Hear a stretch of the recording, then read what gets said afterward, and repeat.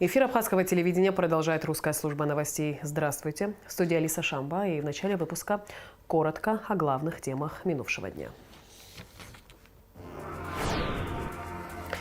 В Абхазии отметили 150-летие со дня рождения Дмитрия Гулия.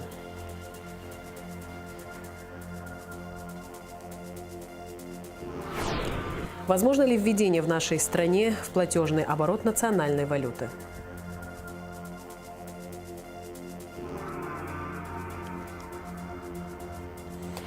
Впервые Республиканский профсоюз экскурсоводов Абхазии организовал мероприятие в честь профессионального праздника. –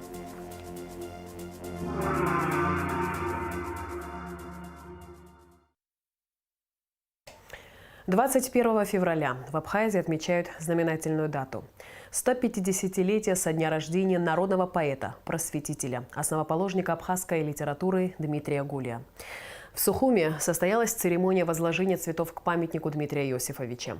В мероприятии приняли участие президент Аслан Бжания, вице-президент Бадра Гунба, спикер Народного собрания Лаша Ашуба, члены правительства, депутаты, представители творческой интеллигенции, общественность и школьники. Основоположник абхазской литературы, просветитель, ученый, лингвист Дмитрий Гулия родился 150 лет назад. Роль Дмитрия Гулия в становлении абхазской культуры очень велика. Ему принадлежат труды по языку, истории, этнографии абхазов, хрестоматии и учебники. Совместно с Константином Мачеваряни он составил первый абхазский алфавит и написал первые учебники, по которым в конце прошлого века обучались дети. Кроме того, он является автором первых стихов, опубликованных на абхазском языке. Именно благодаря Дмитрию Гулию абхазская национальная литература известна во многих странах мира и по сей день продолжает успешно развиваться. В плане культуры и образования нашего народа Дмитрий Гулия решил неординарную задачу. Он встал у основы нашей цивилизации, новой цивилизации. Мы так считаем, и мы рады, что он есть. Мы учимся. Мы воспринимаем, мы говорим на своем языке, мы подражаем ему. Разве это не здорово? И я желаю всему нашему народу процветания, мудрости. Дмитрий Гулия известен как выдающийся переводчик. Впервые на абхазский язык он перевел Евангелие и христианские молитвы. Кроме того, он организовал и возглавил первую абхазскую театральную труппу. Был основателем и редактором первой газеты «Апсна», издаваемой на абхазском языке. Какую бы область нашей жизни мы ни затронули, повсюду соприкасаемся с гениальной личностью Дмитрия Гулия. В дань уважения к наследию великого деятеля и в напоминание важности сохранения и развития абхазской культуры и литературы для будущих поколений указом президента Аслана Бжания 2024 год объявлен в Абхазии годом Дмитрия Гулия. В рамках действующей комиссии, государственной комиссии по проведению памятных праздничных мероприятий в этом году запланировано большое количество мероприятий торжественных. Это театрализованные представления, это выставки, это дата, которую мы будем отмечать, основоположником которого он также является издание первой газеты, 105-летию первой газеты и многие другие мероприятия. Этот год посвящен исключительно году Дмитрия Гулия. Дмитрий Гулия был многогранным человеком, посвятившим всю свою жизнь возрождению национальной культуры Абхазии, и память о нем навсегда в сердце абхазского народа. Аля Катрапш, Фатима Герги, Алексей Агухава, Камила Джопуа, Абхазское телевидение. Мы еще вернемся к теме празднования 150-летия со дня рождения Дмитрия Гулия, а пока к другим новостям.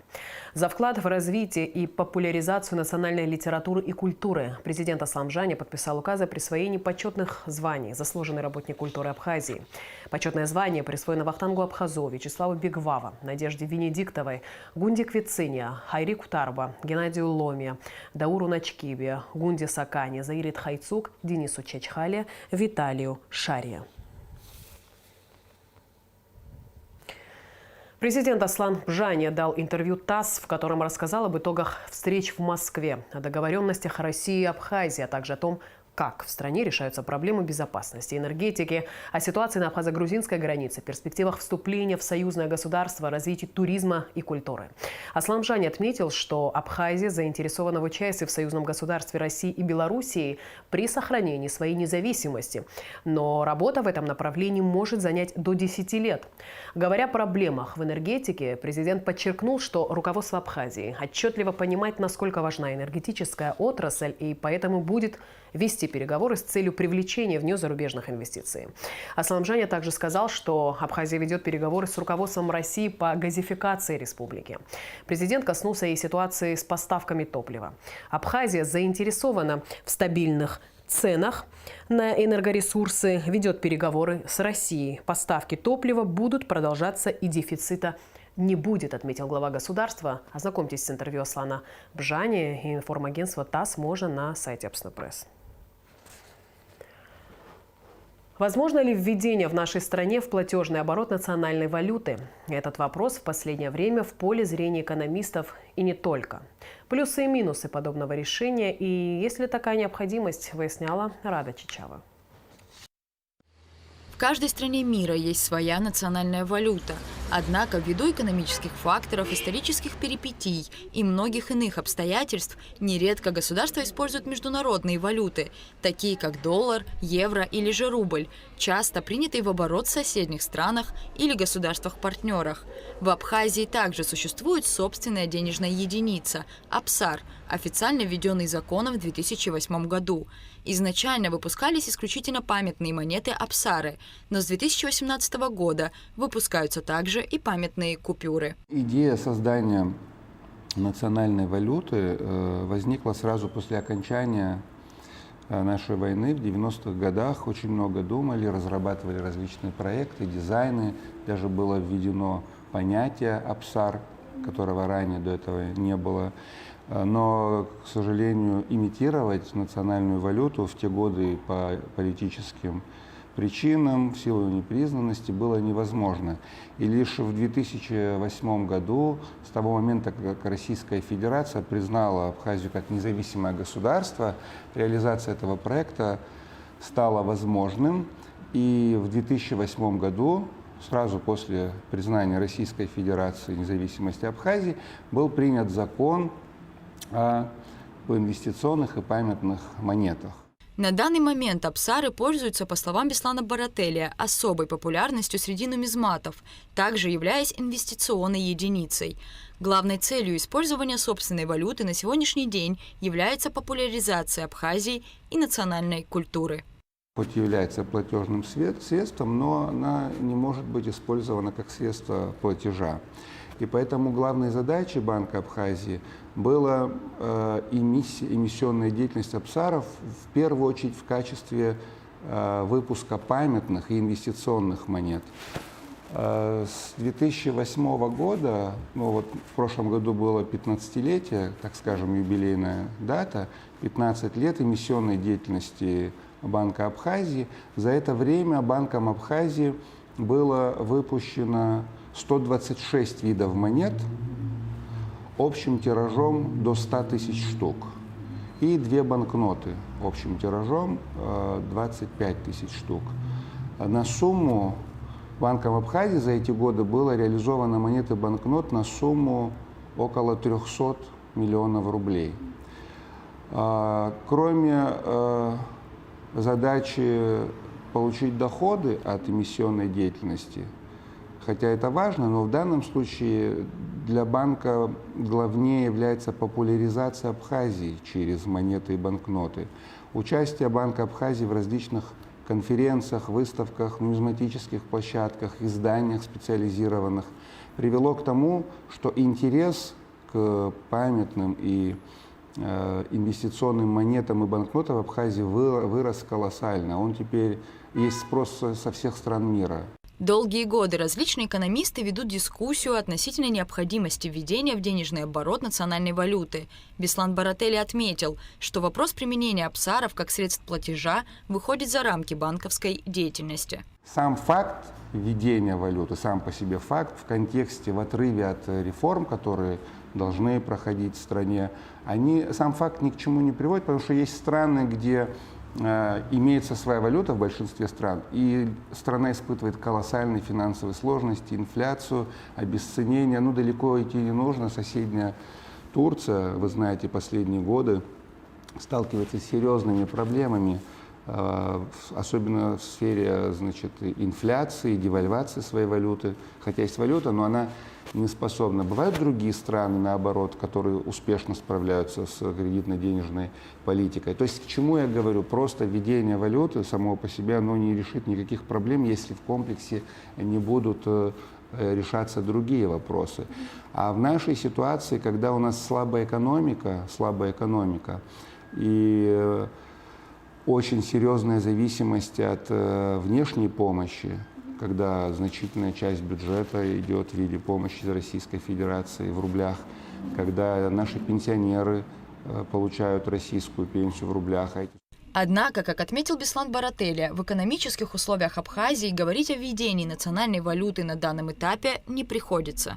Очень серьезная зависимость от внешней помощи, когда значительная часть бюджета идет в виде помощи из Российской Федерации в рублях, когда наши пенсионеры получают российскую пенсию в рублях, а эти суммы до 10 миллиардов рублей в год доходят.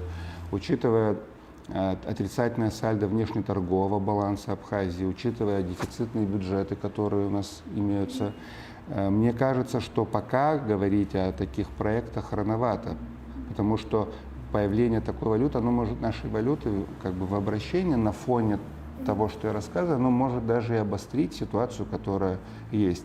Поэтому мне кажется, что вопрос о введении валюты может стоять, когда мы сможем создать эффективную национальную экономику, сбалансированную, с крепкими финансовыми институтами, когда государственный бюджет не будет сталкиваться с дефицитом, когда платежный баланс не будет сталкиваться с превышением импорта над экспортом. И только в этом случае можно рассуждать о том инструменте, который может появиться в связи с введением валюты. Нужно или нет вводить в Абхазии в оборот национальную валюту? Этот вопрос обсуждается в обществе не первый год.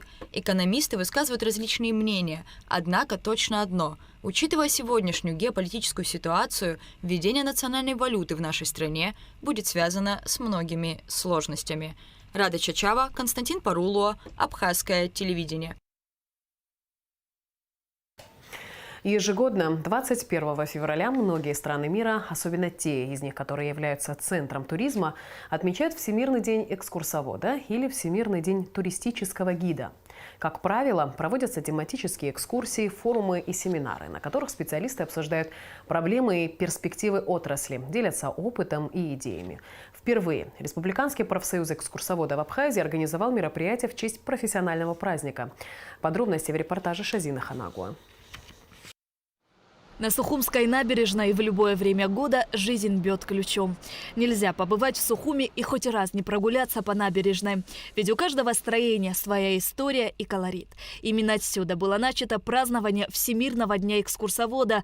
Здесь, у Сухумской крепости, Республиканским профсоюзом экскурсоводов была организована бесплатная пешая экскурсия по достопримечательностям столицы. Тут напротив нас стиль «Лазурный берег». Бывшая гостиница «Сан-Ремо» 1914 года. Видите, вон там наверху, над дверью, надпись «14 год», уважаемые друзья. От древней Сухумской крепости до площади Свободы прошлись около 100 человек. Экскурсия познакомила с историей города, природой и богатой архитектурой. На протяжении 2 часов в формате легкой прогулки по городу с остановками экскурсовод Денис Гопя знакомил участников с историческими достопримечательностями и множеством уникальных памятников. В этом месте в свое время стояли 2 здания очень богатого греческого купца Якиня Лаис. 3-й год сюда приезжаю на зимовку, мне очень нравится. Очень познавательная экскурсия, обаятельный ведущий. Прям такие факты очень познавательные, интересные. Большое спасибо, что есть возможность посетить такие экскурсии. Большое спасибо профсоюзу, мы очень рады. В экскурсии приняли участие экскурсоводы, студенты АГУ, горожане, а также гости столицы. 3 года назад Наталья Жиркова вместе с детьми переехала в Абхазию из республики Коми. Не раз она принимала участие в экскурсиях с детьми, однако такого глубокого погружения ранее не было. Мы приехали вообще на шахматный турнир.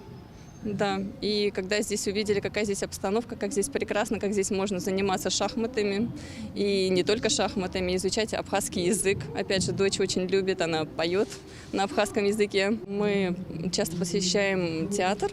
Нам очень нравится спектакль про Келешбея. И, конечно же, очень много хотелось еще узнать подробностей этой истории, потому что это настолько глубокая история, которая переплетается с разными странами. И только вот с историческими фактами можно все-таки прийти к истине. Республиканский профсоюз экскурсоводов в Абхазии функционирует с 2017 года. Каждый год они отмечали свой профессиональный праздник в узком кругу. Однако совсем недавно появилась идея провести его масштабно. Сегодня мы заложили хорошую традицию ежегодно в Абхазии так массово с рядом мероприятий праздновать такого рода мероприятия. Этот день уже во всем мире празднуется на протяжении 33 лет, а массово в Абхазии первый раз. Да, я надеюсь, что эта традиция она будет приумножаться, и на следующий год мы будем этот праздник не только праздновать в столице, да, но и во всех городах нашей республики. Топонимика Абхазии по пути следования экскурсионных маршрутов. Под таким названием далее в здании нацбиблиотеки прошла лекция с экскурсоводами. Экскурсовод – это не только рассказчик. Это еще ученый, организатор и даже актер. Следует отметить, что число лжегидов растет, так как увеличивается уровень туристического потенциала республики. Нелегальные экскурсоводы искажают историю Абхазии, обычаи народа. Более того, распространяют дезинформацию. По мнению экскурсоводов, важно правильно преподносить информацию. Любая наука, историческая наука тоже не стоит на месте, правда? И мы все двигаемся вперед. 21 век на дворе, и у нас у всех есть возможность добывать информацию в разных архивах. Слава богу, это сейчас не советское время, да, тогда здесь были грузины. И вы знаете, в свое время, в 50-е годы, мне наши ребята в архиве в Москве добыли материал, и там экскурсионный текст от Сухума-Доузия Рица, где утверждалось, что Рица будто бы это грузинское название. То есть какой целью это вообще делалось? Да? То есть топонимика это тоже наша история, это часть нашей истории, это часть нашей культуры. Любой топоним, он имеет свою историю.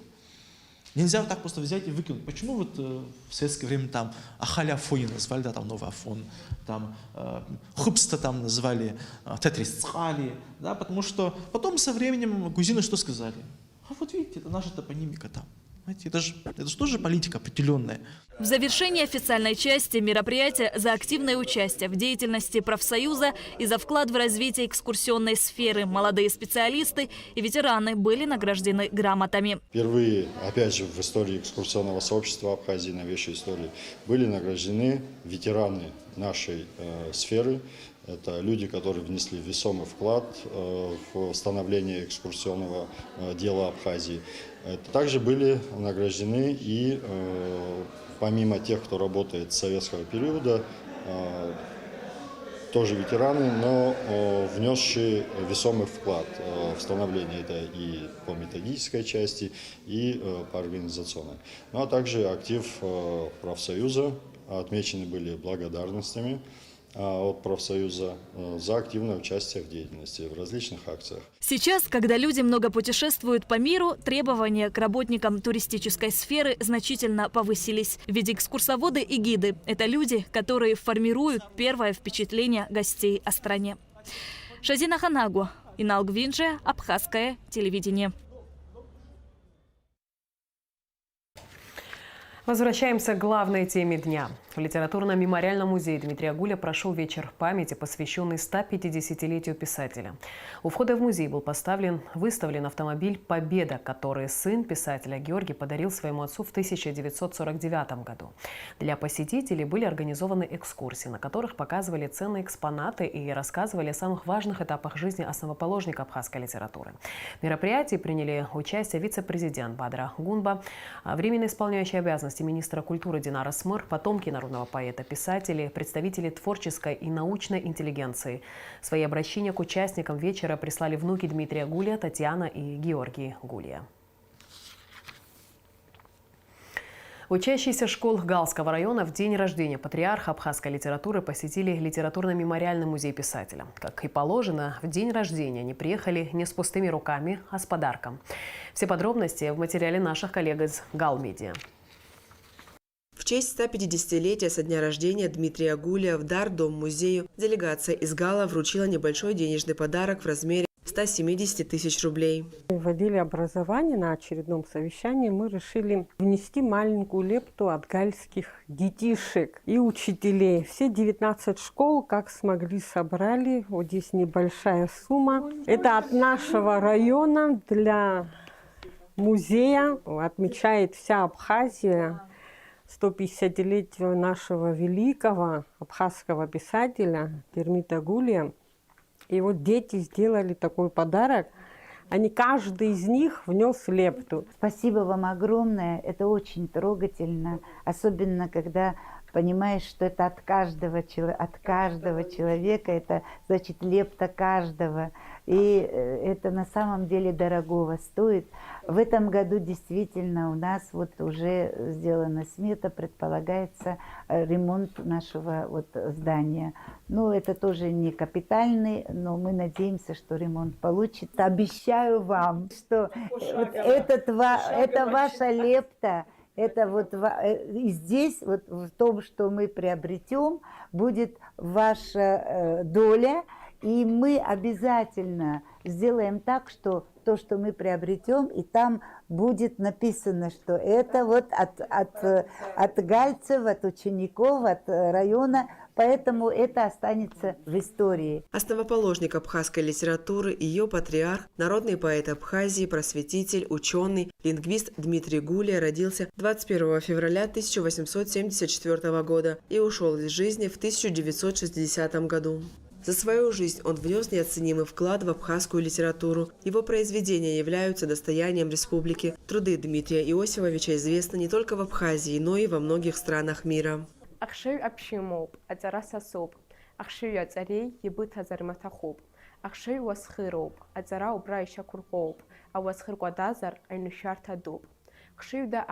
Дуаю танархоит. Ахшию ямчи цизар нас аю динархоит.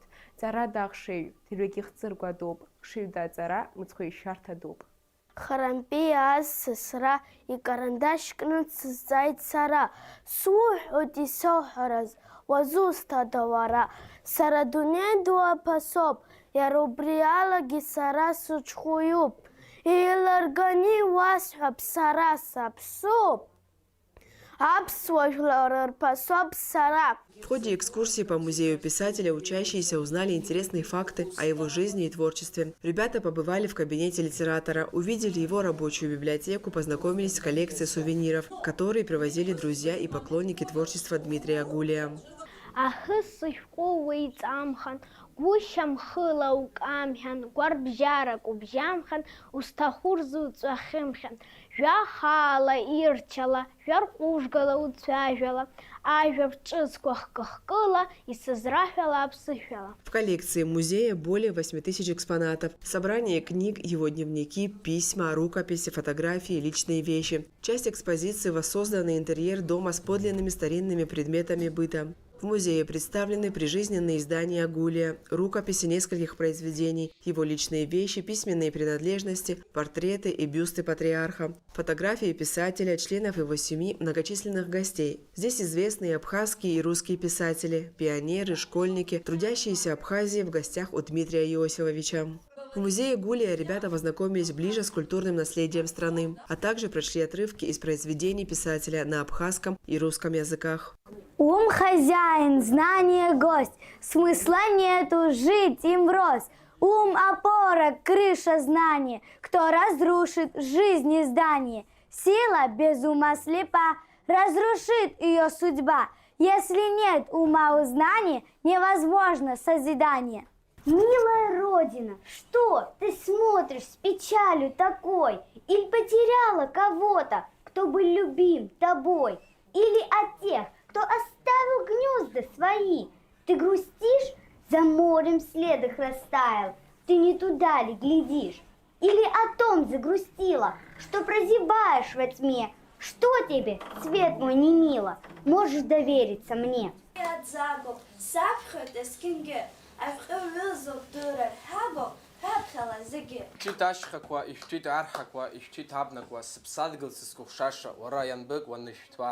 Иҿыхеит адәқьа, иҿыхеит ауа, иҿыхеит аԥсҭа, сыԥсадгьыл сызкәыхшаша, уара ианбык уанҿыхауа.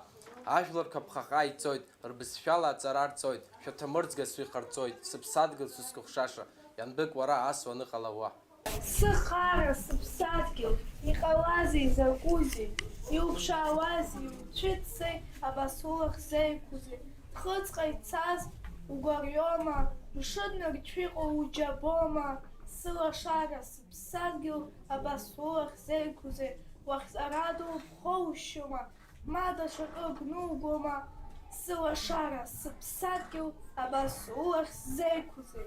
По завершению экскурсии у школьников осталась масса незабываемых впечатлений от культпохода в замечательный дом-музей легендарного человека, писателя, поэта и гражданина. Илона Микава, Батху Библай, Борис Цацуа, Гал Медиа. В Сухумской первой средней школе прошел литературный вечер, посвященный народному поэту. Мероприятие посетил министр просвещения Налгабли. Ученики старших классов зачитывали всеми известные стихи поэта, которые были созданы в разные года его жизни. Также в исполнении учащихся прозвучали песни, написанные на стихи патриарха.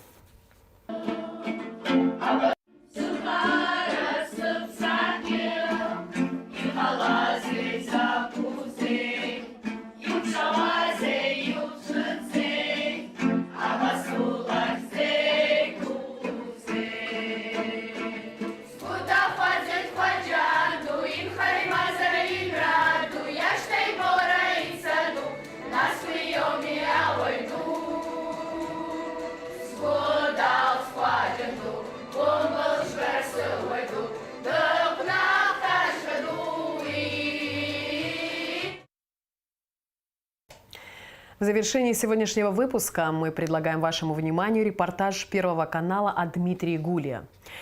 То, что журналисты другого государства не обошли вниманием празднование 150-летия абхазского писателя, говорит о масштабности и значимости его личности, его гениальности и вкладе в развитие национальной культуры.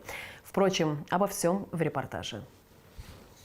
Просветитель, подаривший своему народу азбуку, литературу, первую газету и первый театр в Абхазии. Масштабные торжества в честь... Просветитель, подаривший своему народу азбуку, литературу, первую газету и первый театр в Абхазии. Масштабные торжества в честь 150-летия со дня рождения Дмитрия Гулия. Поэт и писатель, этнограф, историк, переводчик. Он не просто сохранил для своей республики ее культуру и традиции, но и познакомил земляков с великой русской литературой. Анатолий Лазарев о гении, которого в Абхазии по праву почитают как национального героя. Маленький народ может иметь большую литературу, часто повторял Дмитрий Гулия, и сделал все, чтобы так оно и было. Начал с азов в буквальном смысле. Именно он вместе со знакомым разработал абхазский алфавит на основе кириллицы, который используется до сих пор. А Гулия ведь тогда было только 18 лет. Но он всегда был уверен в своих силах, так и писал. Я все могу подняться в высоту, поспорить с быстрой птицей на лету, создать моря и передвинуть горы. Стою под солнцем, землю берегу. Я человек, я все могу. Именно Дмитрия Гулия называют основоположником письменной литературы Абхазии. Первую книгу на абхазском языке, пословицы и поговорки абхазов, он издал в 1912 году на свои деньги. Он ездил по селам и раздавал крестьянам эту книгу. Они воровали страницу, закручивали табак и курили. И моя бабушка ему говорит: Дмитрий, Ну зачем ты возишь? Ты потратил все, что у нас было, на эту книгу, возишь, люди курят. Он ей отвечал, ты знаешь, Елена, сначала они вырвут первую страницу, покурят, может, вырвут вторую, но потом заинтересуются. Практически невозможно представить культурную грань жизни Абхазии, у истоков которой не стоял бы Дмитрий Гулия. Дмитрий Гулия был основателем и душой первой абхазской газеты «Апсна». Под его редакцией она выходила в 1919-20-е годы и сыграла известную положительную роль в укреплении рождавшейся национальной абхазской литературы. Роль Гулия в развитии абхазской культуры сложно переоценить. Он сам много писал, и стихи, и прозу. Переводил на абхазский Пушкина, Лермонтова, Чехова, а также узкоспециализированные тексты, например, справочник болезней домашних птиц, составлял учебники, хрестоматии. Первое письменное изложение истории Абхазии тоже его. Он, работая над этой книгой, собрал большой материал, который был разбросан в различных, уже недоступных широкому читателю изданиях по различным вопросам истории Абхазии. Именно про таких, как Дмитрий Гулия, говорят «просветитель». Человек стоял у истоков письменности, литературы, истории Абхазии. Он создал первый абхазский театр и стоял у истоков этнографии. Ну, знаете, это такая глыба. За выдающиеся заслуги Дмитрию Гулия присвоили звание «академик», а ведь у него высшего образования даже не было. Но было другое – желание доказать, что и маленький народ может иметь большую культуру. Анатолий Лазарев, Артем Тихонов, Павел Волконский, Елена Штоколова, Наталья Родионова. Первый канал. И в завершении выпуска традиционно о погоде. По сообщению Гидрометцентра, в четверг, 22 февраля, на территории Абхазии ожидается облачная погода. Ночью и утром преимущественно без осадков. Ближе к вечеру местами дождь, в горах снег. Температура воздуха ночью 2 плюс 7, днем плюс 7, 12. Температура морской воды плюс 10.